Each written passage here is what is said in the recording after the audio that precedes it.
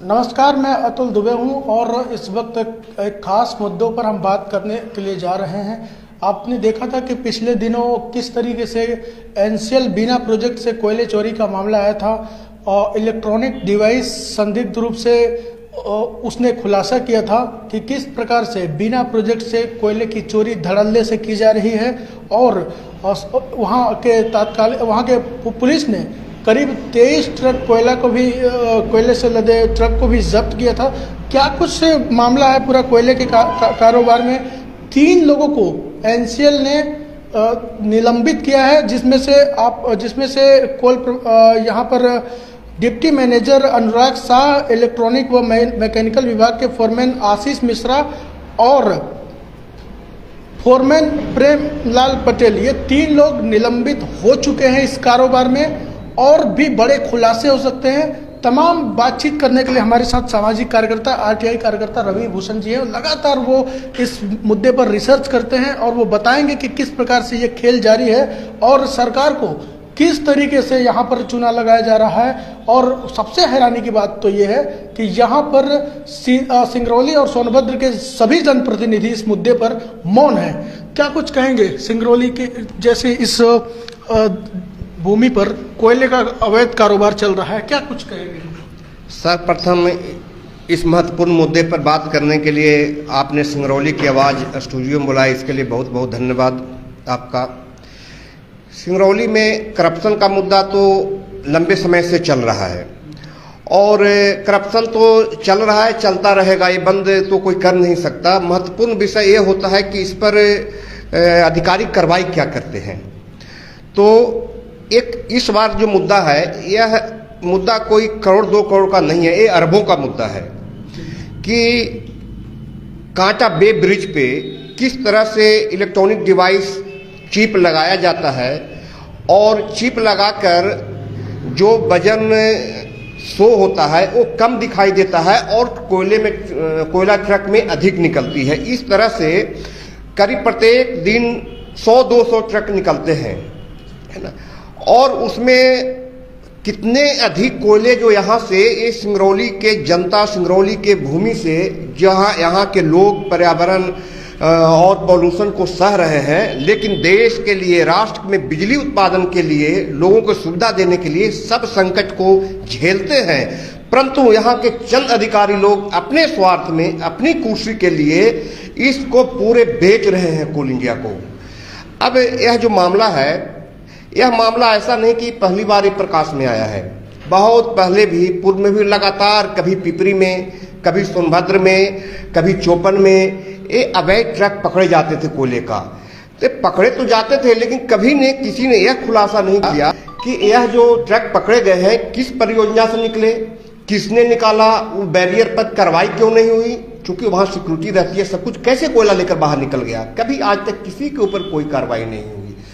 ये स्पष्ट है कि यह धंधा, जो गोरख धंधा चल रहा था, ये ऊंचे लेवल से चल रहे हैं। ये जो अभी कार्रवाई हुई है इसमें, ये अनुराग Shah, deputy manager Ashish Mishra, foreman और प्रेमलाल पटेल, यह तो बहुत छोटी मछली है। इनकी हैसियत नहीं है कि एक डिवाइस लगा के इतना बड़ा अरबों का खेल खेलें, ये इनके बस की चीज़ नहीं है।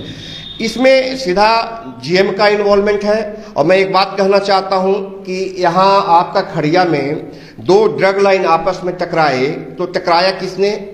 2 ड्रग लाइन ऑपरेटर ने। लेकिन सबसे पहले कार्रवाई क्या हुई कि जीएम को हटाया गया। यहाँ जब इतनी बड़ी घटना पकड़ी गई है, अभी तक जीएम है कैसे वहां?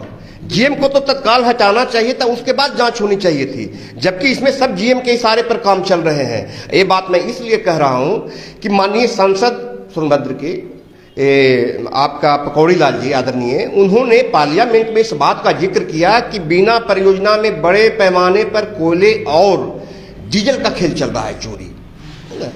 और वो मामला वहां से पार्लियामेंट से सेक्रेटरी के पास आया, लेकिन उसको एक कह के दबा दिया गया कि कोई अभी इसका प्रमाण नहीं है, ये नहीं है। अब क्या कहेंगे लोग? अब सारे पब्लिक देख रही है। निलंबन सिंगरौली के ने किया है। सच तो यह है, मैं बात कहना चाहता हूं कि यह जांच सीबीआई का मामला है, क्योंकि सतर्कता विभाग एक क्रिमिनल केस है। क्रिमिनल केस करने का अधिकार सतर्कता विभाग के पास नहीं है, विजिलेंस के पास नहीं है, यह अधिकार सीबीआई के पास है। यदि सीबीआई इसकी जांच करेगी तो ये व्यक्ति कौन कौन इन्वॉल्व है, कितने ऊंचे तक पैसे किस किस, यदि ईमानदारी से सीबीआई भी जांच करे तो ये खोले का जो खेल है ये समझिए गिरवान मंत्रालय तक जाएगी, मंत्रालय के अधिकारी और मंत्री तक भी जा सकती है। ये कोई छोटा खेल नहीं है। और दूसरी बात कि ये जो एएनएम के लोग हैं जिनके नाम लिए जा रहे हैं फोरमैन का, ये चिप की सिस्टम क्या काली बीना में ही हो रहा है? अब तक तो छापा सारे बे ब्रिज, सारे परियोजना के बे ब्रिज पर हो जानी चाहिए थी। अब तो लोग सतर्क हो गए होंगे।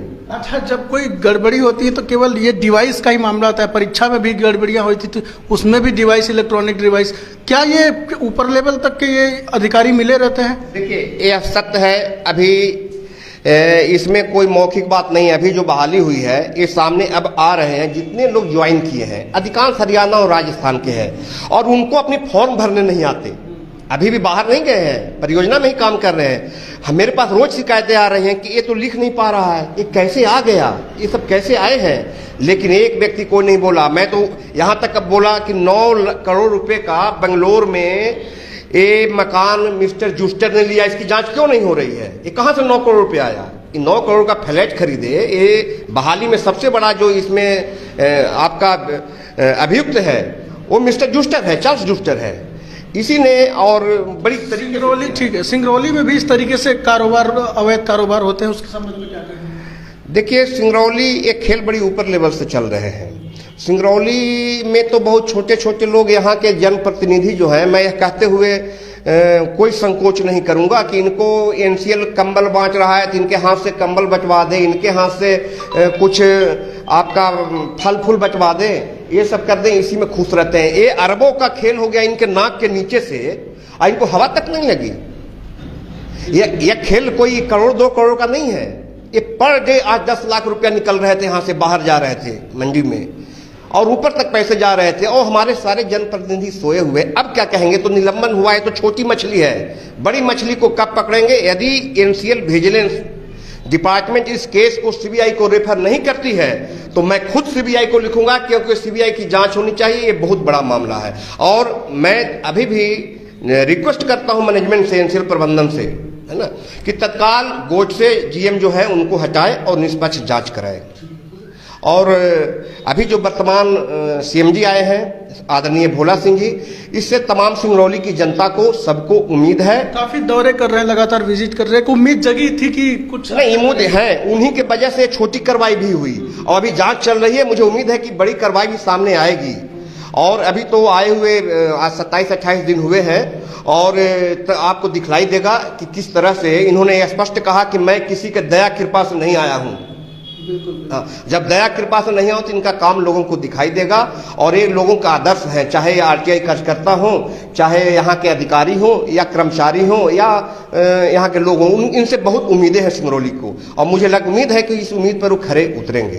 देखिए, सिंगरौली में कोयला के अलावा डीजल और कबाड़ कारोबारी हैं, बहुत लोग करोड़पति बन गए हैं, और उन्हीं लोगों के साथ मैं देखता हूं कि सारे अधिकारी लोग भी लगातार बहुत स्वागत होता है, आवा भगत होती है उन लोगों की। क्या कहेंगे इसके बारे में? देखिए, ये तो मैं शुरू से कहता आ रहा हूं कि यह जो क्राइम है, इकोनॉमिक ऑर्गेनाइज्ड क्राइम इसको कहेंगे, यह 1-2 व्यक्ति नहीं कर सकता। ये ऊपर से नीचे तक रैकेट रहती है और सभी के पास पैसे पहुंचते, इसीलिए दिखाई देता है कि जो भी इस टाइप के चंद दिनों में करोड़पति बन गए और उनके साथ अधिकारियों का बैठना उठना है, तो इसमें कहने वाली कौन सी बात है? सबकी मिली भगत से सारे काम हो रहे हैं, इसमें कोई बड़ी चीज नहीं है। क्या चाहते हैं आगे क्या होना चाहिए? मैं चाहता हूं कि सख्त ऐसे लोगों पर प्रतिबंध लगे, चाहे कोयला चोरी हो, डीजल चोरी हो, कबाड़ चोरी हो, या अवैध रूप से कोई भी काम चल रहे हैं एनसीएल में। क्योंकि यहाँ की जनता चाहती है कि यदि हम पॉल्यूशन और यहाँ के प्रदूषण को बर्दाश्त कर रहे हैं तो देश के विकास के लिए कर रहे हैं, न कि चोरों के विकास के लिए कर रहे हैं। ठीक है, ना कि चोरों के विकास के लिए कर रहे। सरकार मध्य प्रदेश की हो, उत्तर प्रदेश की हो, माफियाओं से मुक्ति के लिए